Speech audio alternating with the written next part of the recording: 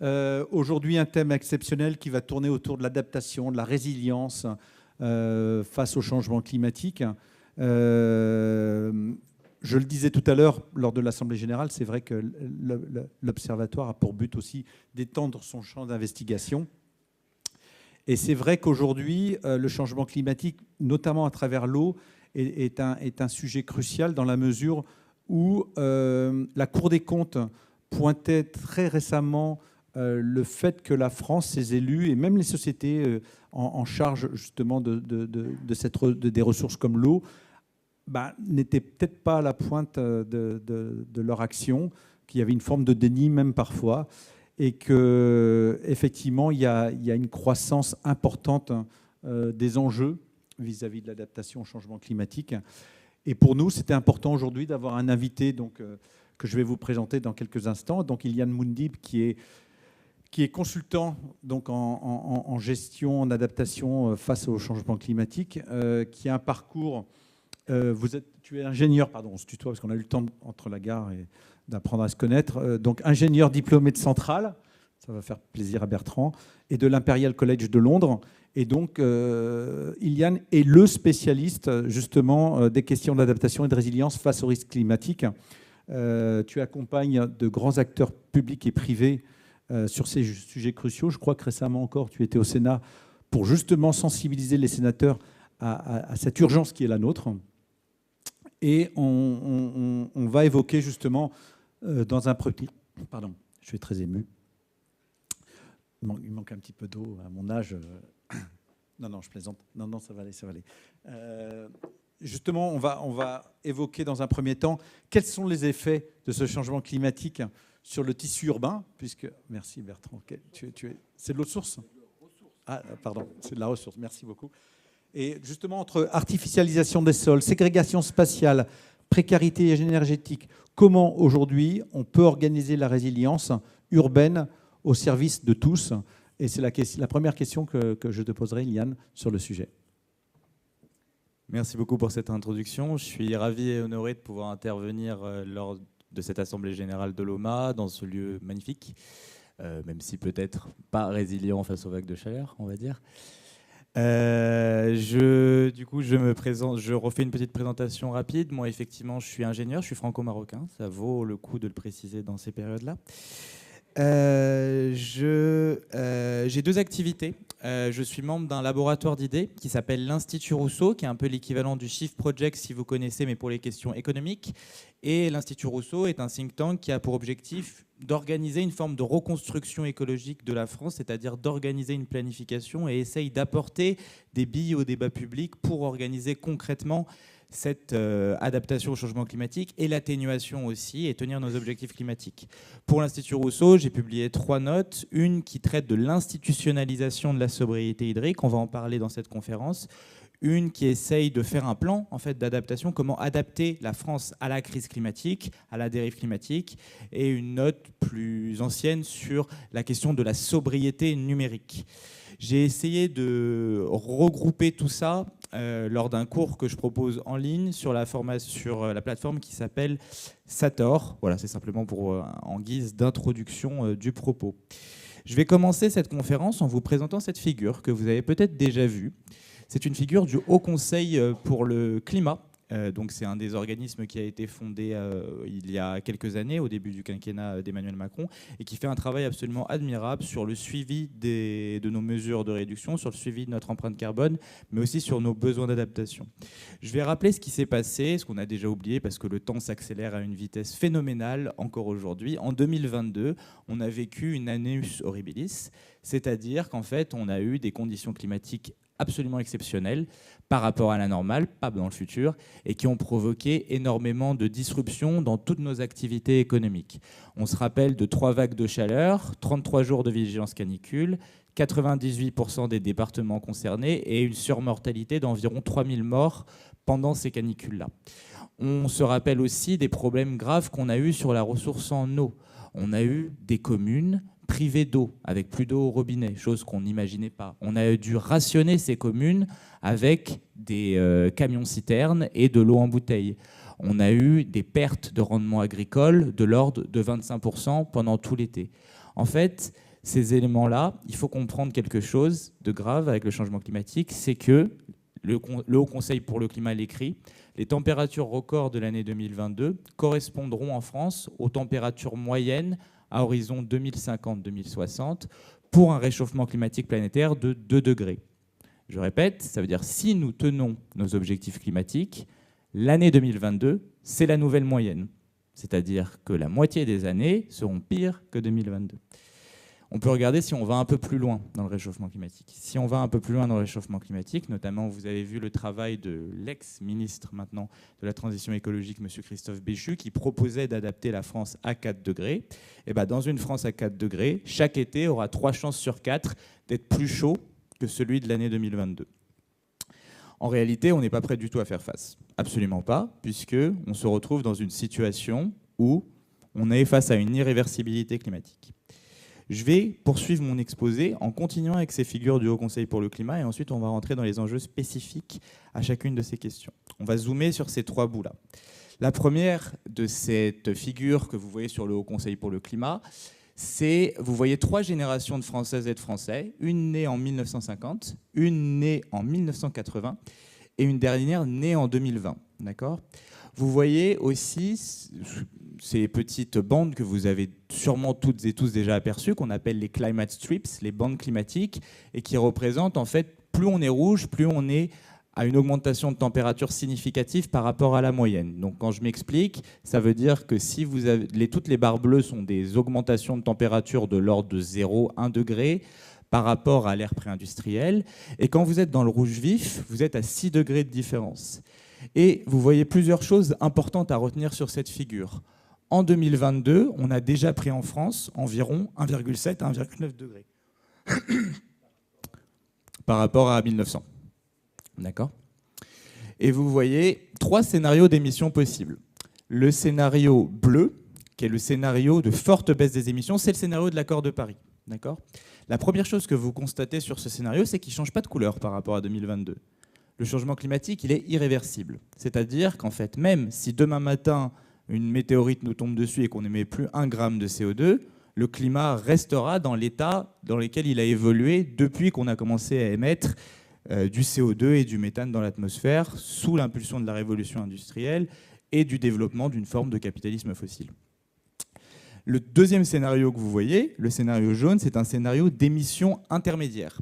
C'est le scénario qui est pris par le ministère de la Transition écologique. Il nous mène à un réchauffement mondial de 3 degrés qui correspond en France à un réchauffement de 4 degrés parce que le continent européen a une caractéristique, c'est qu'il se réchauffe en partie plus vite que la surface planétaire et que d'autres continents. Ça fait une augmentation du coup de température de l'ordre de 4 degrés. Et vous voyez le scénario de forte émission qui est un scénario d'emballement climatique où on pourrait avoir plus de 6 degrés en France. Le scénario jaune, émission intermédiaire que vous voyez, c'est un scénario si tous les États tiennent les engagements qu'ils ont pris lors des différentes COP. C'est-à-dire que les engagements sont insuffisants en eux-mêmes. Il va falloir les rehausser. Et le scénario rouge que vous avez, c'est un scénario où en fait on revient en arrière, où on ne met pas en œuvre ces engagements. D'accord ? Donc, il est facile de dire que les scénarios les plus probables, ou en tout cas les trajectoires sur lesquelles on se situe, sont des scénarios entre le scénario orange et le scénario rouge. Autre chose aussi extrêmement importante, entre les générations, vous aurez un rapport totalement différent au climat.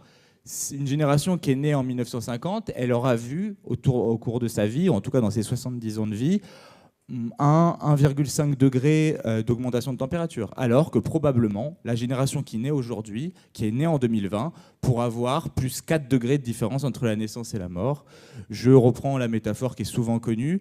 Quand vous avez 1 degré de plus que votre température corporelle, vous ne vous sentez pas bien, à plus 4 degrés, vous êtes mort. Donc c'est fondamentalement des rapports complètement différents à la vision du futur et à notre rapport du coup aux décisions politiques, aux décisions des entreprises, aux décisions individuelles qui sont prises aujourd'hui.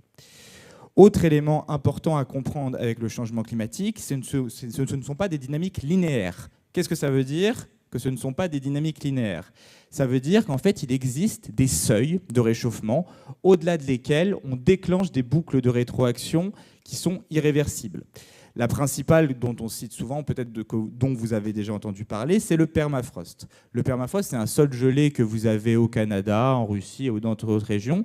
Et en fait, dans ce sol-là, vous avez des bactéries qui, gelées, n'ont pas d'activité biologique. Simplement, quand vous faites fondre le permafrost parce que vous réchauffez le climat, ces bactéries vont reprendre une forme d'activité biologique, et cette activité biologique va générer la production de méthane. Le méthane est un gaz à effet de serre qui est environ 20 fois plus puissant que le CO2, enfin plusieurs ordres de grandeur plus puissant que le CO2, et qui va donc participer à réchauffer le climat. Le climat réchauffé va participer à faire fondre le permafrost, qui va libérer plus de bactéries, plus de méthane. C'est une forme d'emballement climatique. Les scientifiques du GIEC nous disent, a priori, avec toutes les incertitudes générées par les moyennes statistiques de ces modèles-là, que ces boucles de rétroaction ne seraient pas déclenchées en dessous des 2 degrés, mais en revanche, c'est une forte probabilité de se déclencher après. C'est-à-dire qu'après 2 degrés, en fait, on ne sait pas ce qui se passe.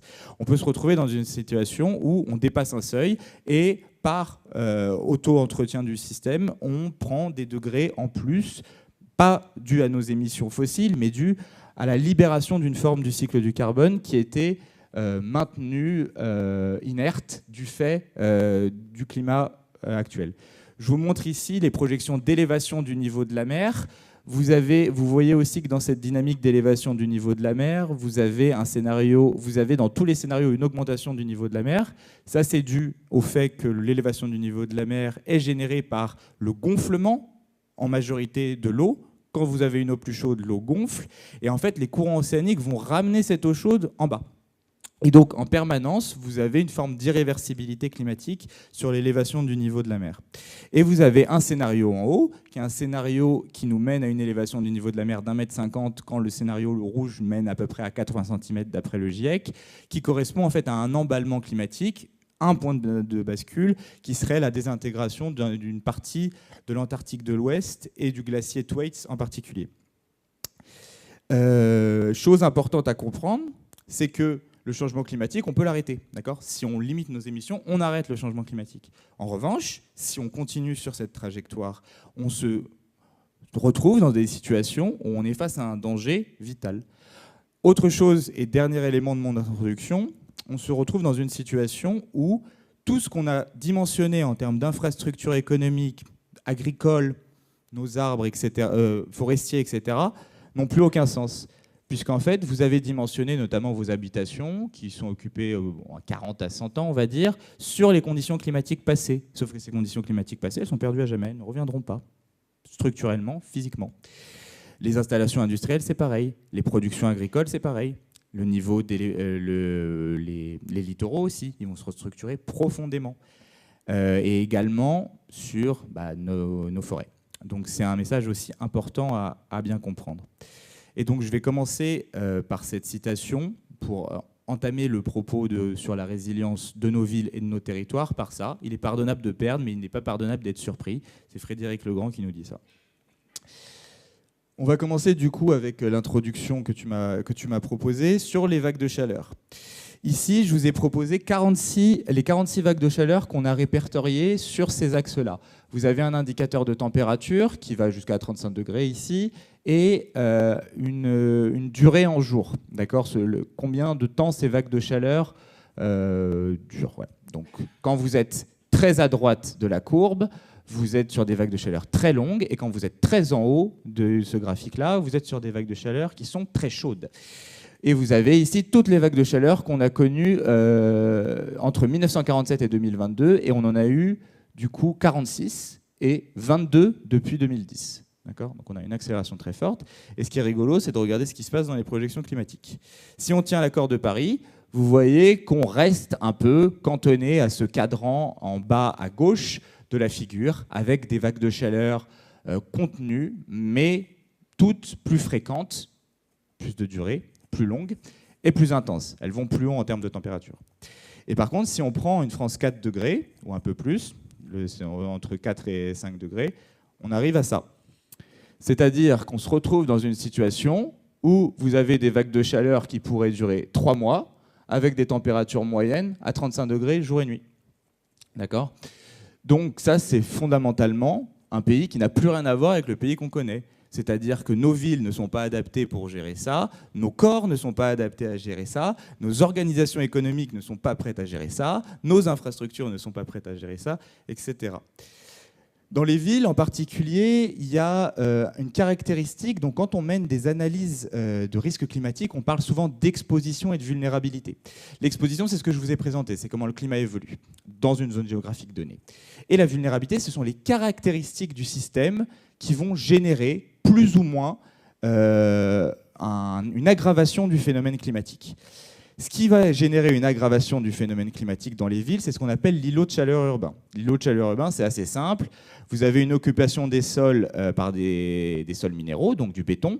Le béton a une caractéristique, c'est en général il est noir. Même quand il n'est pas noir, il va absorber la chaleur en surface et la restituer, en particulier le soir. Donc vous avez en fait une augmentation de température qui peut aller entre 10 degrés, entre une forêt, un plan agricole et la ville en tant que telle, puisqu'elle va capter la chaleur, elle va le garder.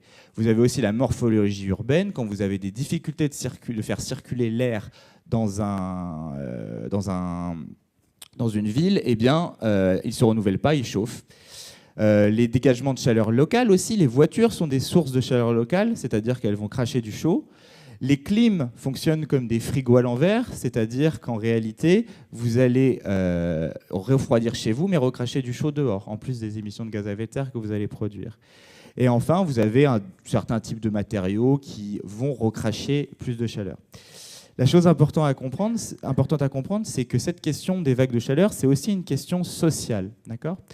Ici, je vous ai pris l'Île-de-France, je suis désolé, j'aurais pu prendre la région autour de Nantes, la métropole nantaise, et je vous ai mis, grosso modo, en rouge les communes riches, en vert les communes mixtes, et en bleu les communes pauvres. Et je vous ai mis ensuite, dans le graphe qui va suivre, donc vous reconnaissez ici la grande couronne d'Île-de-France. Vous avez notamment le 93 qui est tout en bleu, d'accord, et puis plus la partie sud-ouest, donc avec plutôt une concentration de richesse importante. Et je vous refais la même carte ici avec une carte des nuisances, c'est-à-dire à quel point le changement climatique va impacter telle ou telle ville. Et vous voyez qu'en fait, si vous retrouvez votre Seine-Saint-Denis et vous retrouvez en fait des espaces, notamment du coup effectivement les banlieues pauvres, qui sont en fait beaucoup plus artificialisés et beaucoup plus exposés aux nuisances que les quartiers riches. Donc en fait, vous vous retrouvez dans une situation où le changement climatique a une dimension sociale, une forme de ségrégation spatiale, d'exposition par rapport aux vagues de chaleur et aux nuisances. Les vagues de chaleur communiquent aussi avec la pollution. Quand vous avez des épisodes de pollution assez importants, vous avez plus de polluants en surface, les polluants captent la chaleur, ça fait plus chaud. Et vous avez exactement le phénomène à l'inverse, c'est quand vous êtes en termes de vagues de chaleur, ce qui va ressortir des voitures a plus de facilité à former de l'ozone, et de l'ozone, c'est un polluant important. Donc vous avez les phénomènes de nuisance qui communiquent les uns avec les autres. Deuxième conséquence sur le tissu urbain, ce sont les... À moins que tu veuilles me relancer sur une question ou je déroule tout. Non, c'est exactement le thème. C'était sur le tissu urbain, justement, comment on fait justement pour adapter. On parlait de résilience, mais c'est un mot important. Comment on le fait pour adapter face au tissu urbain existant? Ça marche. Je vais finir le panorama des conséquences du changement climatique et après on rentrera dans un propos plus positif pour remonter la pente. Surtout que c'est peut-être pas le moment d'avoir des discours aussi comme ça, mais malheureusement, je traite simplement... On est filmé en plus. Oh, bah ça, je m'en doute. Mais je traite simplement des réalités physiques du monde. Donc je peux pas, quand ça va pas, je peux pas édulcorer. Je vais essayer quand même d'expliquer comment on peut organiser cette résilience territoriale et s'en sortir en fait. Deuxième élément très important, le changement climatique a un impact sur le cycle de l'eau. Il l'accélère. Comment ça? En fait, quand vous avez un climat plus chaud, vous augmentez l'évaporation et l'évapotranspiration. L'évaporation, c'est simplement l'eau que vous avez en surface, les mers, les cours d'eau, etc. Et l'évapotranspiration, c'est l'eau verte, c'est l'évaporation de ce que vous avez dans les végétaux. D'accord ? 2/3 des précipitations continentales sont dues aux végétaux. C'est très important. Ça veut dire qu'en fait, si vous aviez un continent qui a une savane sans végétation, eh bien, les précipitations s'arrêteraient environ à 400, 1000 km des côtes. Elles n'iraient pas plus loin. D'accord ? C'est en fait la végétation qui crée les précipitations. Et en réalité, avec le changement climatique, vous avez deux phénomènes. Vous allez augmenter l'évaporation, 1 degré en plus, c'est 7% d'évaporation en plus, et vous allez du coup reconfigurer les patterns de précipitation, en asséchant en particulier les sols, en changeant les endroits où il pleut et les endroits où il ne pleut pas. Et puisque vous avez plus de vapeur d'eau dans l'atmosphère, vous allez augmenter la fréquence et l'intensité de ce qu'on appelle les précipitations extrêmes. Les précipitations extrêmes, c'est ce que vous voyez ici. Ici, je vous ai pris le 95e centile des distributions de précipitations, c'est-à-dire les précipitations telles que aujourd'hui, seulement 5% des précipitations sont plus importantes. Grosso modo, c'est les précipitations qui sont dangereuses pour le tissu urbain ou dangereuses pour nos villes et nos infrastructures. Et vous voyez comment elles vont évoluer. C'est-à-dire que vous avez des précipitations en millimètres par jour qui vont être beaucoup, beaucoup plus intenses un peu partout, en particulier sur toute la partie est.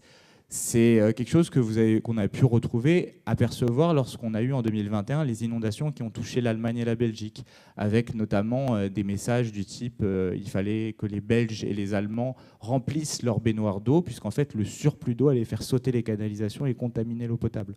Donc ça, ce sont des éléments et des scénarios de crise qui sont déjà expérimentés, d'accord, et qui peuvent être les conséquences du changement climatique.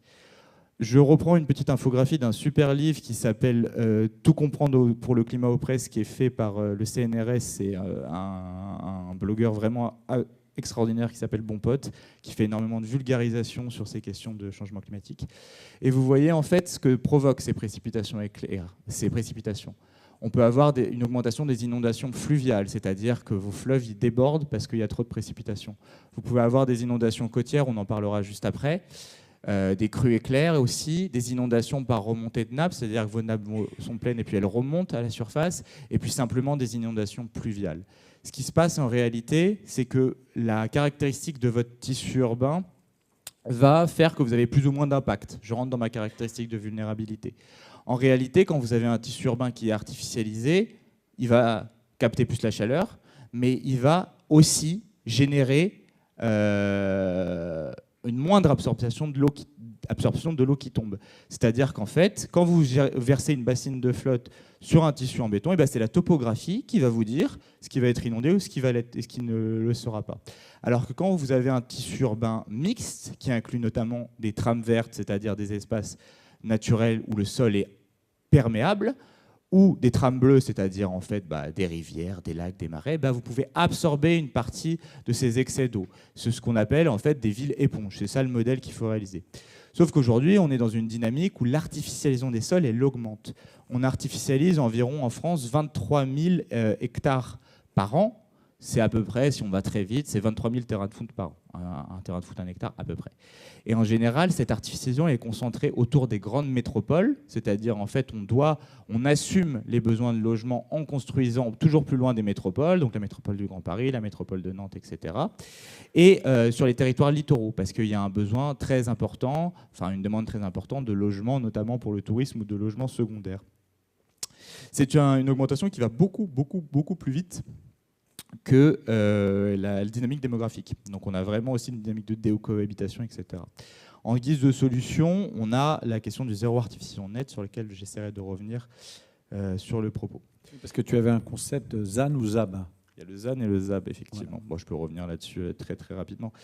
L'idée, c'est qu'il va falloir arrêter cette dynamique d'artificialisation des sols, puisqu'en fait, elle nous rend particulièrement vulnérables au changement climatique, puisqu'elle nous prend des terres agricoles qui pourraient servir à nourrir, on va le voir juste après, ou des espaces naturels à laisser en libre développement qui nous permettraient de résister mieux aux vagues de chaleur et aux inondations. Et on s'en sert du coup pour les artificialiser, faire du logement, etc. Et c'est une dynamique qui est fondamentalement incompatible en fait avec le climat qu'on va connaître dans l'avenir.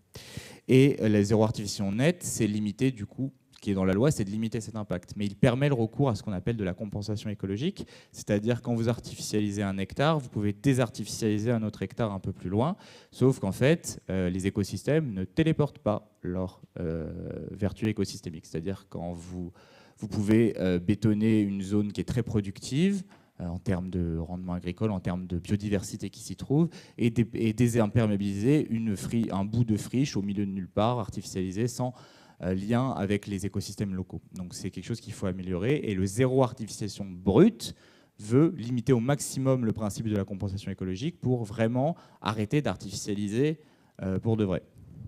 Et c'est un un process qui est en place ou on est encore dans une forme de statu quo vis-à-vis du ZAN où on poursuit cette voie-là plutôt que d'évoquer la zone d'artificialisation brute? Alors le ZAN est inscrit dans la loi, d'accord.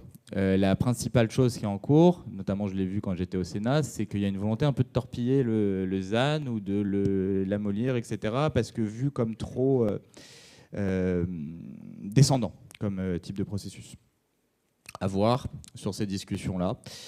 Je ne vais pas rentrer dans le détail, mais en tout cas, il est inscrit dans la loi. Les discussions pour aller vers le ZAB existent, mais elles ne sont pas majoritaires et elles posent aussi un certain nombre de soucis techniques sur lesquels on pourra revenir sur les questions. Je vais revenir sur la question de l'eau maintenant et on va parler un peu plus de sobriété hydrique. Je vais vous dire un truc, c'est que le cycle de l'eau qu'on vous a appris est faux. En particulier, la précipitation sont énormément dues l'évaporation des végétaux. Et vous avez aussi l'évapotranspiration des végétaux en général. Et aussi, il n'y a pas une sécheresse, mais des sécheresses. Les sécheresses, ça se propage. Quand vous dites qu'il y a une sécheresse, ça ne veut rien dire. Il y a 3 types de sécheresses. Les sécheresses météorologiques. Sécheresse météorologique, c'est-à-dire il ne pleut pas pendant tant de jours. D'accord ? Cette sécheresse, elle descend. Elle va descendre dans les sols. On arrive à la sécheresse agronomique. Sécheresse agronomique, 2 phénomènes. Il a moins plu dans une zone et il a fait plus chaud, donc plus d'évaporation. Donc la végétation et les sols sont plus secs, ils retiennent moins d'eau. Et on arrive sur le 3e type de sécheresse, qu'on appelle sécheresse hydrologique. C'est quand vos nappes phréatiques sont moins remplies, puisque en fait, le sol est beaucoup trop imperméabilisé est beaucoup trop sec pour pouvoir absorber l'eau. Plus vous avez un sol qui est sec, moins il peut absorber les excès d'eau. C'est-à-dire quand vous avez des précipitations extrêmes d'un coup après des sécheresses très longues, et vous remplissez beaucoup moins vos nappes, même si la quantité de précipitations cumulée est, disons, identique. Et vu que ces nappes sont moins bien remplies, elles vont avoir une influence très importante sur nos cours d'eau. Nos cours d'eau, ils vont avoir des débits plus réduits, etc. C'est ce qu'on appelle les sécheresses hydrologiques. En France, c'est notre agriculture qui génère 45% de la consommation en eau, en particulier avec la production de céréales et de maïs qui utilisent de l'eau pour l'irrigation. Oui.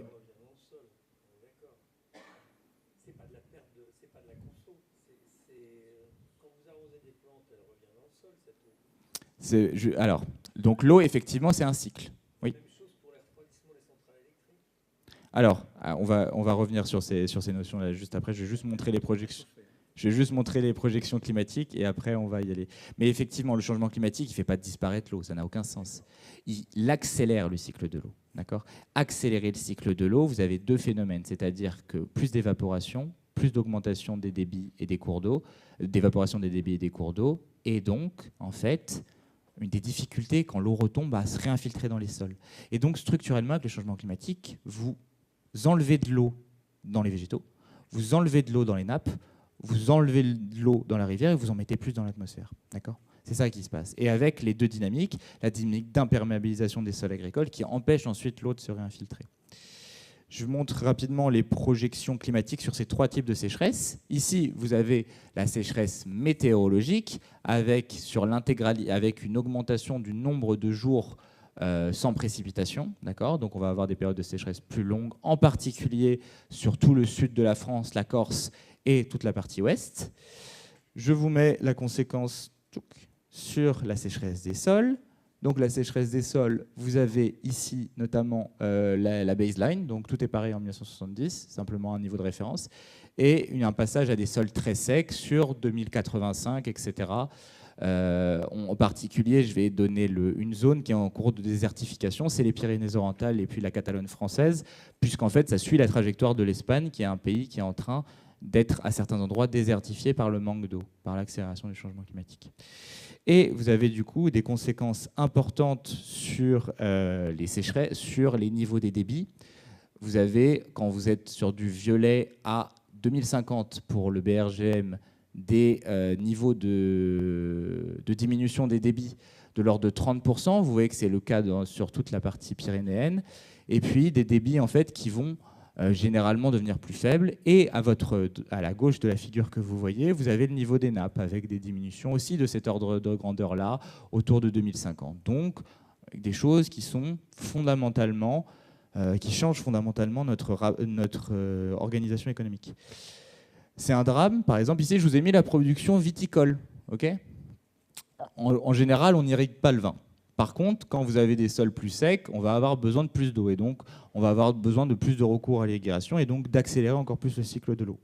Ça, c'est un drame en particulier parce qu'on va risquer de perdre notre production de vin aux dépens des Anglais. Ce qui se passe en réalité, c'est que les conditions climatiques, elles remontent. Et donc, les conditions climatiques qui étaient propices, nous, pour notre culture du vin, vont remonter. Et donc, vous allez vous retrouver dans vos verres avec du vin de Brighton, du vin de Bournemouth, etc. Et je pense que oui, ça en fait tiquer 2-3 dans la salle, moi aussi. C'est peut-être la façon la plus dramatique d'aborder les conséquences du changement climatique. Autre élément très important, c'est nos forêts aussi. Nos forêts, on constate une diminution très importante de la capacité de nos forêts à séquestrer nos puits de carbone. En 10 ans, de séquestrer notre carbone, puisque vous savez que les forêts sont des puits de carbone extrêmement puissants qui vont réussir à capter le CO2 dans l'air et du coup faire qu'on ait moins besoin d'avoir recours à des réductions d'émissions de gaz à effet de serre. Sauf qu'en fait, quand on regarde l'évolution des puits de carbone depuis 1990, ils sont en train de s'effondrer. Pourquoi ? Parce qu'en fait, le changement climatique va trop vite pour nos écosystèmes forestiers.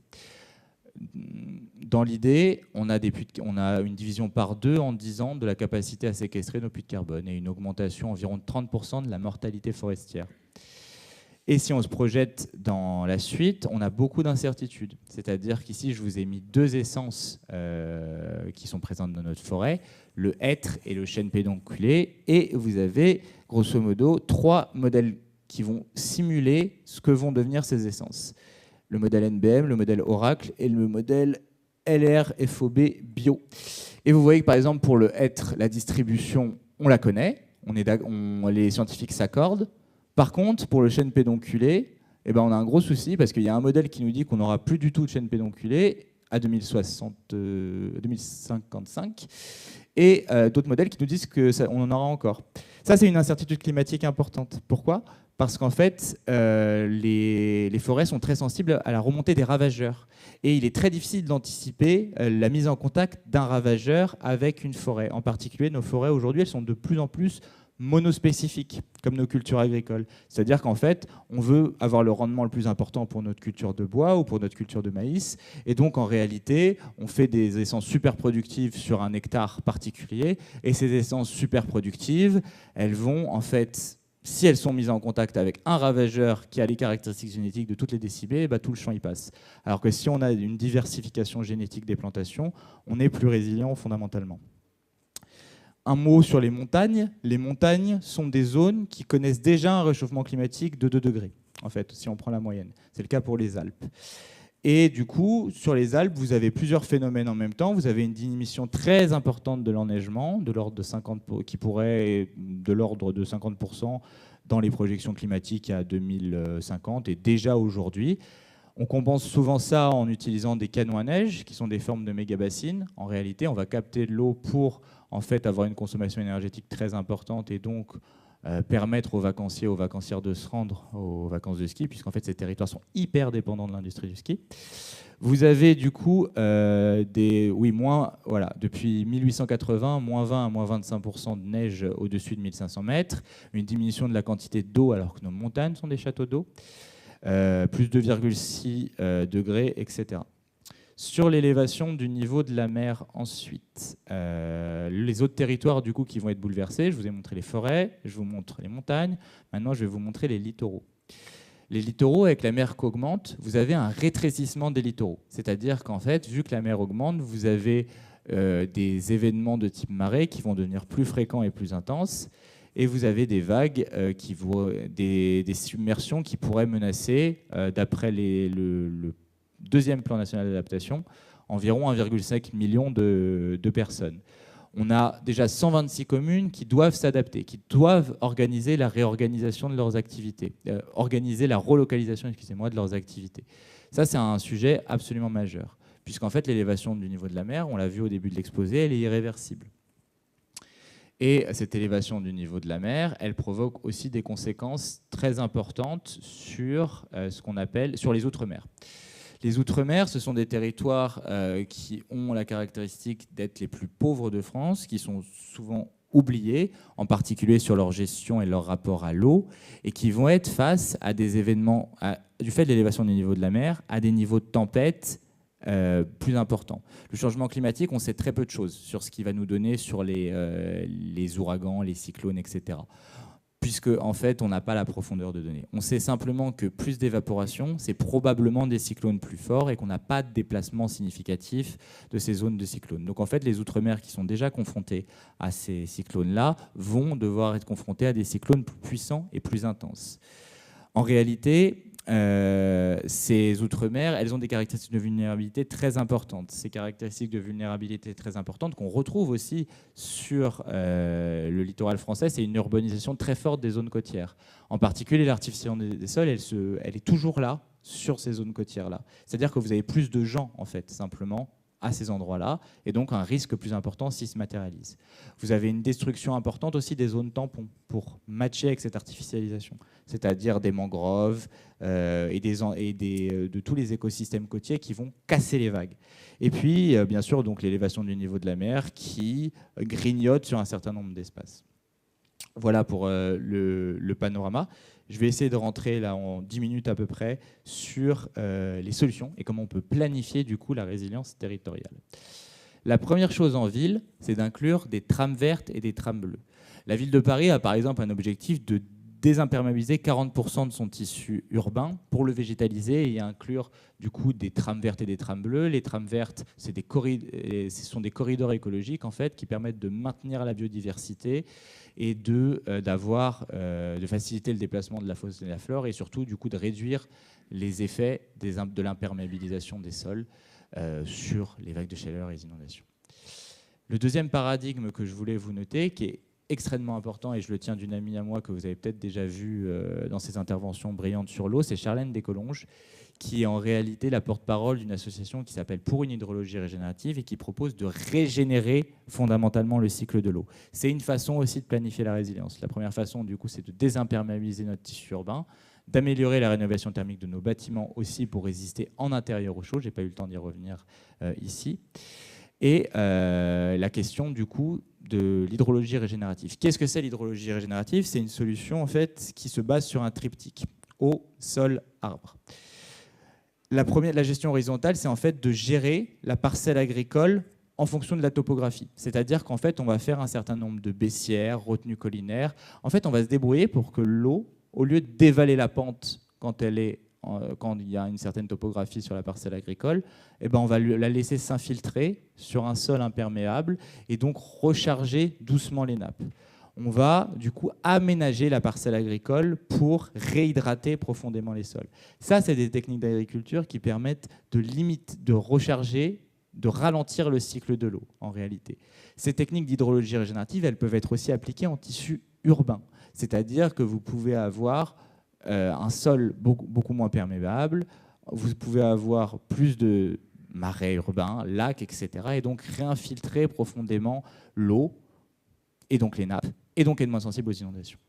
Et la deuxième chose importante dans cette hydrologie régénérative, c'est qu'elle prend appui sur ce qui existe déjà, la permaculture notamment, mais aussi l'agroécologie, c'est-à-dire notamment les rotations de cultures en agriculture qui permettent de faire varier les nutriments que vous allez retrouver dans le sol et d'augmenter du coup les capacités du sol à résister à des agresseurs ou à des conditions climatiques qu'elles n'ont pas connues par le passé. C'est dans la diversité qu'on va construire une forme de résilience en agriculture, mais aussi dans les villes.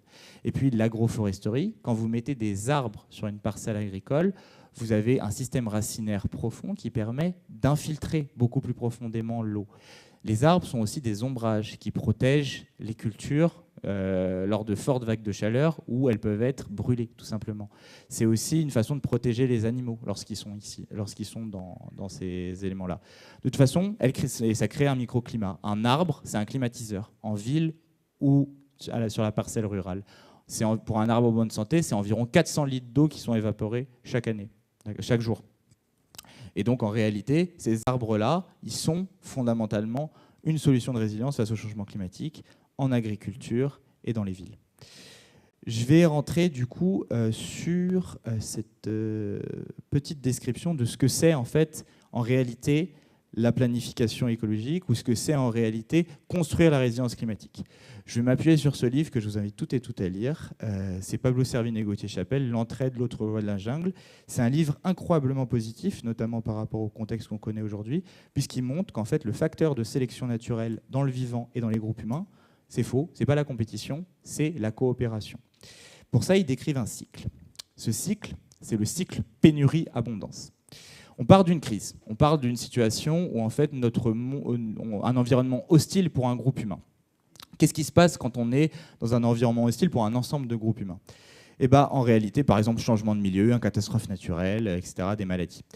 En fait, face à un environnement hostile, les groupes humains qui vont s'en sortir le mieux, c'est les groupes humains qui auront institutionnalisé les actes prosociaux, c'est-à-dire les actes d'entraide. Les groupes humains qui sont dans la compétition, ils se déchirent face à la pénurie qui est imposée par l'environnement. Et donc, en fait, ils se retrouvent éliminés. C'est une leçon du vivant, c'est-à-dire qu'en fait, le vivant marche en permanence par l'entraide, notamment par les symbioses. Et donc, en fait, face à l'hostilité, l'entraide, ça devient un mode de sélection majoritaire. Les groupes les plus à même de survivre sont ceux qui sont les plus cohésifs, les plus coopératifs et qui ont créé des institutions de comportement prosociaux, c'est-à-dire des institutions de partage en réalité. Une fois que cette entraide elle est réalisée, institutionnalisée, les groupes humains qui sont entraidés, ils sont capables de s'adapter à l'environnement. Ils créent une forme d'abondance comme cela. C'est-à-dire que par l'entraide, par la coopération, on augmente la richesse du groupe, on augmente sa capacité à s'adapter à l'environnement hostile et à y être résilient. Ce cycle-là, il n'est pas que positif. Puisque une fois qu'on a l'abondance, en réalité, cette abondance, elle va générer une augmentation de l'extraction du milieu, une intensification, puisqu'on crée de la richesse, si on est en forme d'harmonie avec notre environnement, avec notre nature, on extrait plus. Et en fait, une fois que qu'il n'y a plus d'hostilité et qu'on extrait plus, on recrée une forme de valeur de compétition. C'est-à-dire qu'en fait, on va avoir une bagarre pour s'attribuer les dernières ressources. Et en fait, peu à peu, plus on se maintient dans un environnement d'abondance, plus les actes prosociaux vont être progressivement effacés par rapport aux actes de compétition, aux actes d'égoïsme, aux actes de prédation. Cette compétition, elle va avoir pour conséquence une extraction beaucoup plus importante de la nature et donc en fait de revenir à un environnement qui est hostile. Et c'est ça que Pablo Servigne et Gauthier Chapelle montrent, c'est l'existence de ce cycle pénurie-abondance dans le cadre de l'humanité, d'accord, ou dans le cadre de la sélection naturelle entre les groupes humains. Et c'est extrêmement puissant comme métaphore, puisqu'en fait, on peut comprendre du coup nos sociétés humaines comme des formes de balancier entre des institutions de la compétition, par exemple le marché du travail, par exemple les accords de libre-échange, par exemple une certaine forme de compétition à l'école aussi, et des institutions de l'entraide, c'est-à-dire de mise en commun d'un commun.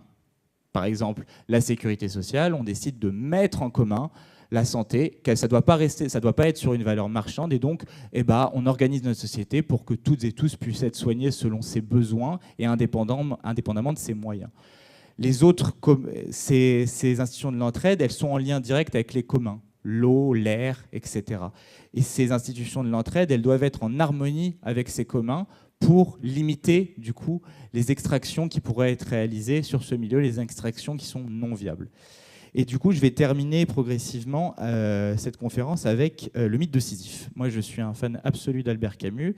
Et en réalité, Albert Camus, dans son livre Le mythe de Sisyphe, il présente ce que c'est l'absurde. L'absurde, c'est le choc qu'on a toutes et tous dans nos vies par rapport aux actes que l'on pose et l'absence que le sens va donner au monde, en réalité. Et donc, en fait, il donne l'exemple on se retrouve à un moment dans le métro et on se dit « mais pourquoi je vais au travail ? À quoi ça sert bien de faire ça ? Le climat est en train de partir en cacahuète, etc. » Et dans ce livre, Albert Camus il va donner une réponse en fait, à comment on peut sortir de l'absurde. Si le monde n'a pas de sens, il faut que nos actes, à nous, réintroduisent du sens au monde. C'est comme ça qu'on s'en sort. C'est en essayant de construire une société de l'entraide, en essayant, par nos actes, par nos relations sociales, parce que l'on pose comme acte au monde, une forme de réintroduction de sens. Si nous, par nos comportements individuels en particulier, on inspire le collectif, on réintroduit, parce que ça a du sens pour nous, de faire telle ou telle action, de prendre tel ou tel engagement, c'est contagieux. La personne à côté, elle va dire « Ah oui, il fait ça, etc. » Et en fait, c'est parce qu'on est des individus mimétiques. On marche uniquement comme ça. Alors que si on se retrouve dans un environnement où tout le monde est en train de se tirer la bourre pour avoir tel ou tel accès à telle ou telle ressource, accès à telle ou telle promotion, etc., et ben fondamentalement, on va avoir la réintroduction de notre sens dans notre vie, ça va être le sens de la compétition. En réalité, c'est ça qu'il faut rechercher, c'est construire une forme de société de l'entraide à toutes les échelles, donc une forme de planification d'entraide de ces sociétés d'entraide, par, en fait, l'institution de ces réflexes de solidarité et réintroduire du sens au monde dans cette réalité-là. Et du coup, je vais terminer cette conférence en vous donnant ce que disait Albert Camus lors du discours de Suède au moment où il reçoit son prix Nobel en 1957. « Chaque génération se croit vouée à refaire le monde. La mienne sait qu'elle ne le refera pas, mais sa tâche est peut-être plus grande. Elle consiste à empêcher que le monde ne se défasse. » Je vous remercie pour votre attention.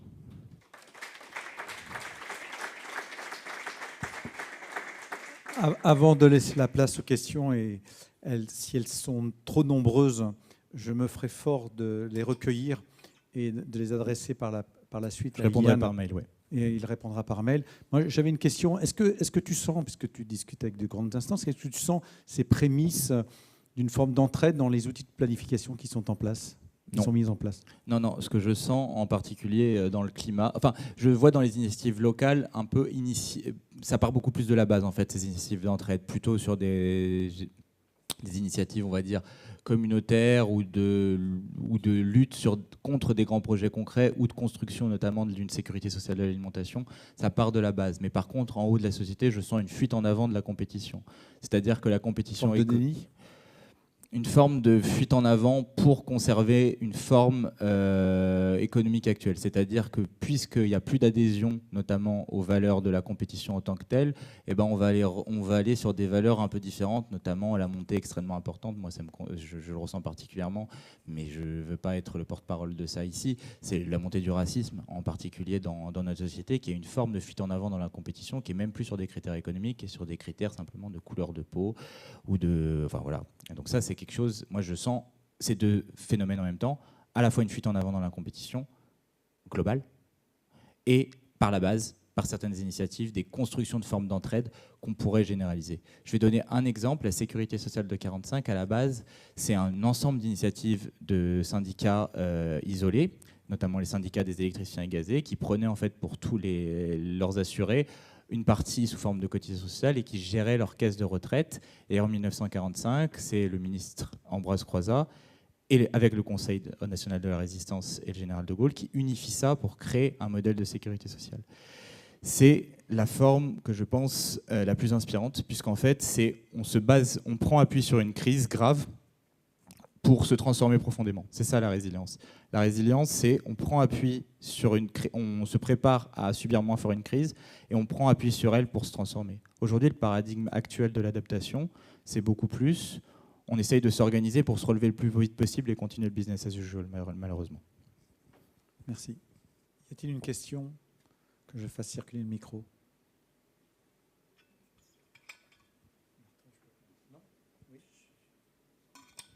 Je ne voudrais pas être le premier qui pose une question quand même, mais je vais le faire quand même. La question de cette résilience, le ZAN, le ZAB, l'impact que l'on a sur nos territoires, parce qu'on parle des pays de la Loire-Atlantique notamment, avec des sujets qui sont des confrontations fortes. Hein. On en parlait en venant tout à l'heure, croissance de la population, démographie. On a tout ce qu'il faut pour que tout soit particulièrement concentré entre la montée des océans et ce besoin de logement. Alors, quelle petite contribution on peut apporter, nous, opérateurs, acteurs du logement, pour faire en sorte que, justement, ces villes qu'on est en train de bâtir ou de densifier soient meilleures pour demain? À prendre peut-être plusieurs questions, c'est ça?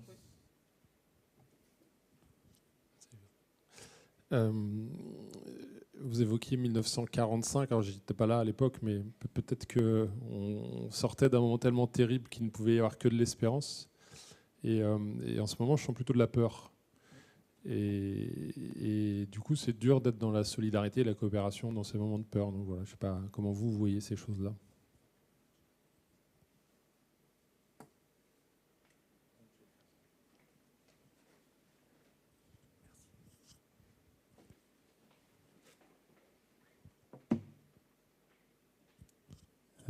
Certains abordent la question de la décroissance. Voilà, je voudrais savoir quel est votre avis là-dessus. Est-ce que c'est une voie pour une éventuelle résilience ?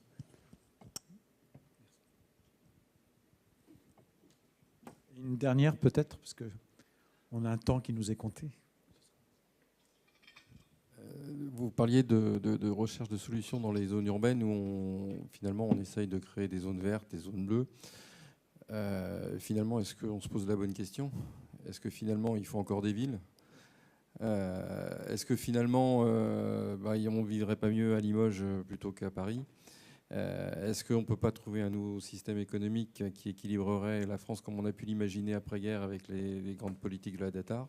Aujourd'hui, on n'a plus ce genre de politique, clairement. Donc voilà. Merci. S'il y avait une cinquième, je crois. Cinquième. J'ai vu une cinquième main, comme ça on fait tout d'un coup. Voilà. Et vraiment, n'hésitez surtout pas à me contacter par mail ou sur LinkedIn, je répondrai point par point. Je veux pas esquiver. Et surtout, c'est intéressant surtout de participer à ce débat démocratique. Oui, juste, il y a un point sur lequel j'aimerais que vous expliquiez un peu plus précisément les choses, sur le fait que les forêts stockent moins de carbone, une chute du stockage de carbone des forêts. Alors j'ai cru comprendre qu'il y avait une mortalité plus forte des arbres qui doit expliquer une certaine décroissance du puits carbone, mais au-delà de ça, j'avais cru comprendre que les forêts avaient regagné du terrain ces dernières années. Et donc, je suis assez étonné par la courbe de votre graphique assez vertigineuse. Oui, ça marche. Je vous remercie toutes et tous pour ces questions. Je ne vais pas les prendre dans l'ordre, je vais faire les questions techniques et après, je vais rentrer sur les questions un peu plus structurelles. Donc, je vais prendre les questions d'abord sur ZANZAB, forêt stockage, zone urbaine verte et des métropolisations. Et après, je vais rentrer dans les questions de peur et de décroissance des flux matériels. Sur ZANZAB, donc, en fait, ce qu'il faut réaliser, c'est qu'il faut absolument que toute construction limite l'empreinte au sol. Donc, la première chose il y a énormément de choses qui peuvent être réalisées dans ce cadre-là. Il faut œuvrer au maximum à la multifonctionnalité des bâtiments.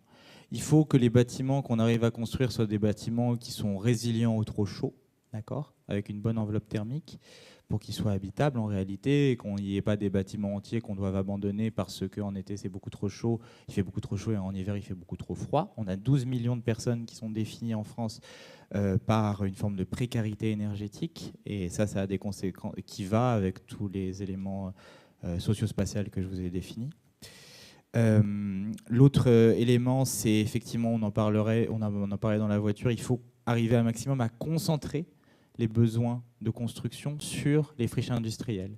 Il y a un rapport de Carbone 4 qui nous dit qu'en fait, tous nos besoins de construction, même dans des scénarios de forte nécessité de construire, c'est-à-dire 400 000 logements par an, on peut les concentrer sur les friches industrielles, qui sont déjà des espaces où en fait, on va pas, qui sont en fait abandonnés et qui ne servent à rien.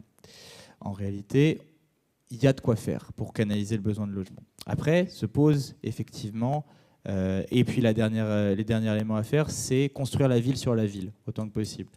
Ça va avec une réflexion qui est autour de la densification de la ville. Mais plus on va construire la ville sur la ville, plus on va limiter l'empreinte au sol. Après, comme une question que vous avez posée qui est excellente sur la démétropolisation.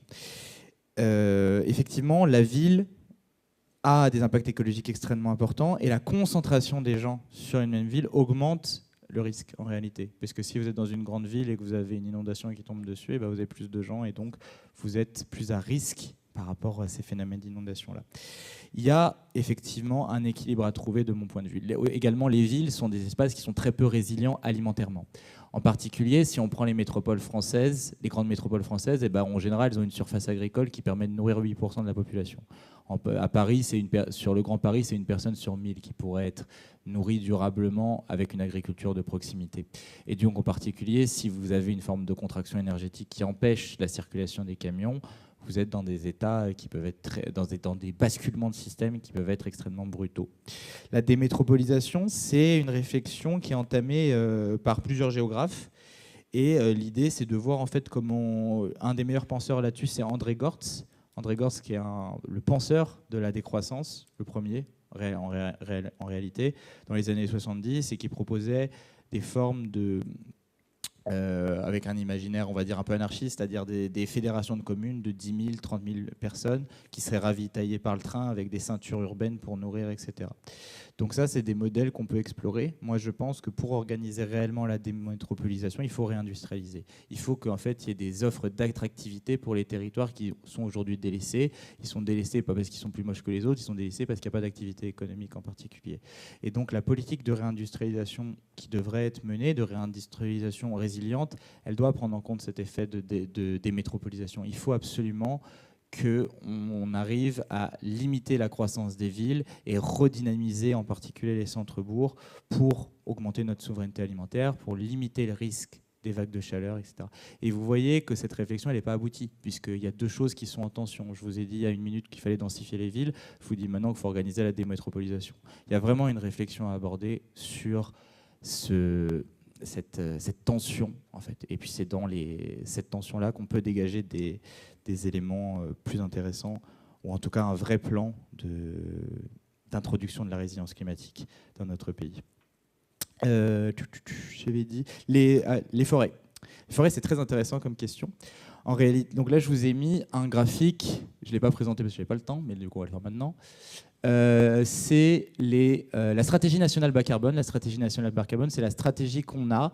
Vous avez les mégatonnes de CO2 et vous avez en réalité en haut les émissions liées à la culture, donc l'agriculture au sol, et vous avez les puits de carbone forestiers, prairies, etc.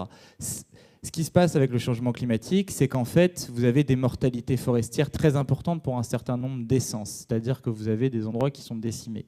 Et donc, vous augmentez la mortalité forestière en particulier. Vous avez effectivement aussi un phénomène qui était un peu plus ancien de reboisement, c'est-à-dire que la forêt, elle augmentait en taille. Sauf qu'aujourd'hui, ce n'est plus le cas. Et aujourd'hui, les changements climatiques et les introductions de ravageurs augmentent la mortalité forestière. Et vient s'ajouter par rapport à ça une forme de surexploitation forestière avec les coupes rases et ce genre de phénomène. Ici, dans ce graphique de la stratégie nationale bas carbone, vous voyez en fait une diminution, d'accord, dans les plans du gouvernement, de l'ancien, des séquestrations dans les forêts et dans les prairies. Pourquoi ? C'est parce qu'en fait, on souhaite intensifier l'usage de la forêt, l'usage du bois, pour substituer dans la construction béton par la construction bois. En fait, on souhaite que la forêt, elle séquestre à la fois et qu'elle soit plus productive. Et donc, en fait, on se dit qu'on veut que la productivité, elle domine sur les séquestrations de carbone, et donc on accélère cette trajectoire-là.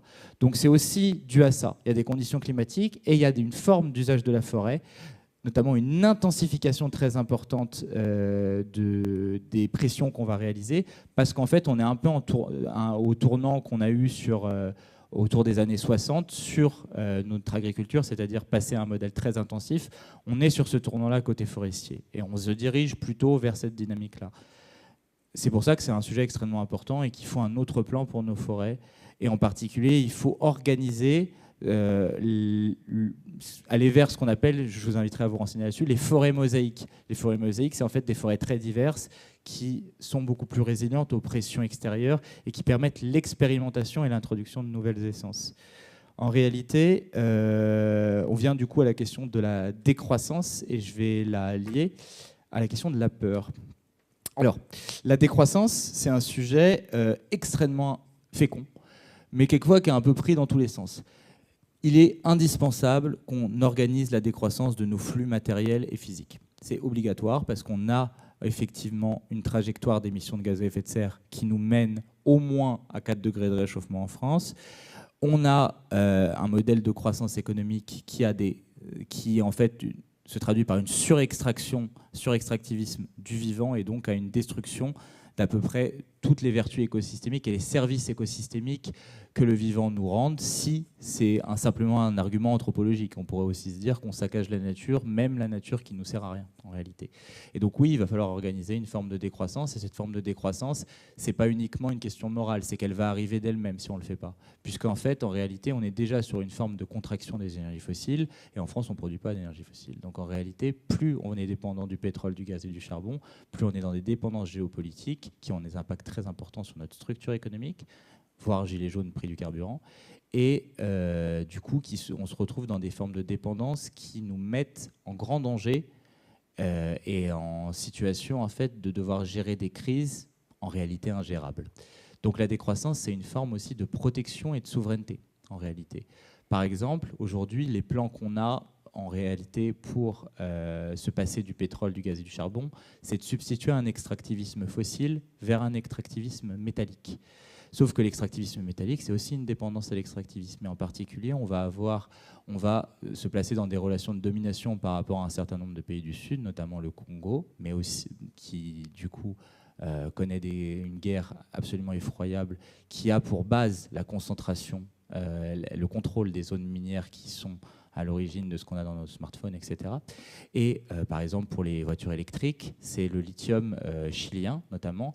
Et le lithium chilien, il a une caractéristique, c'est qu'il nécessite beaucoup, beaucoup d'eau. Or, le Chili est une zone qui est particulièrement touchée par le stress hydrique.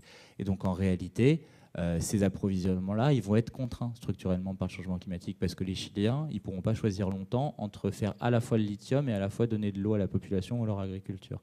Et donc, en fait, cette substitution d'extractivisme, c'est une forme de déphasage par rapport à la catastrophe et une forme de fuite en avant, en réalité. La sobriété, c'est une façon de se prémunir contre ces crises futures qui sont déjà anticipées, en réalité. Et sur la question de la peur, alors moi, je ne peux que vous recommander ce livre que je suis en train de lire là-dessus. C'est encore Pablo Servigne, mais cette fois avec Nathan Obadia. Et ça s'appelle « Le pouvoir du suricate, apprivoiser nos peurs pour traverser ce siècle ». Il décrit en fait exactement la conséquence sur nos psychés de ce que je vous ai décrit là, ou de ce qui se passe notamment dans le champ politique. La peur, elle peut avoir plusieurs vertus. Ils définissent 3 zones. Il y a une zone verte. La zone verte, c'est quand on est bien, il n'y a pas de souci. Quand on ressent de la peur, le suricate, il va se lever et il va passer dans la zone rouge. La zone rouge, c'est la zone où la peur, elle nous fait agir. C'est-à-dire on va vouloir combattre, on va vouloir changer les choses, etc. Sauf que des fois, la peur, elle est tellement importante qu'on passe dans la zone bleue. La zone bleue, c'est la zone où, en fait, la peur, elle nous paralyse. Vous prenez une souris qui essaie d'échapper à un chat, elle n'y arrive pas parce que le chat va plus vite, et ben, elle pense qu'elle va mourir, du coup, son corps s'arrête. Parce que pour pas souffrir en réalité. Et quand on est terrorisé ou qu'on est très très pris par la peur, notamment le futur climatique ou simplement l'horizon très proche, et ben, on se retrouve dans une forme de paralysie, de sidération. Et dans cette forme de paralysie et de sidération, on se désensibilise. Et on met des œillères par rapport au monde en réalité. Et ce que propose dans ce livre, du coup, Pablo Servigne et Nathan, c'est de savoir gérer ces niveaux de peur. Que faire quand on est dans le bleu, que faire quand on est dans le rouge, etc. Et surtout, de montrer que le développement collectif, qui dépasse le développement personnel, est une forme de façon de gérer la peur. C'est dans le collectif, c'est quand on fait des actions ensemble qu'on arrive à surmonter la peur et à réintroduire du sens. Donc je reviens ici avec la description du mythe de Sisyphe. Ces 2 livres se parlent beaucoup. Mais voilà, cette description de la peur, elle est très importante et un des enjeux fondamentaux de mon point de vue dans la société qui vient, c'est de vaincre la peur parce que la peur, elle isole, elle empêche de faire des choses collectives, alors que faire lien, créer des projets communs, par la base, dans une société de l'entraide, c'est quelque chose qui permet de vaincre la peur, même si l'avenir est hyper angoissant et même si le futur proche l'est. C'est ensemble, en discutant, en faisant des projets communs, qu'on est capable de vaincre la peur de demain en réalité.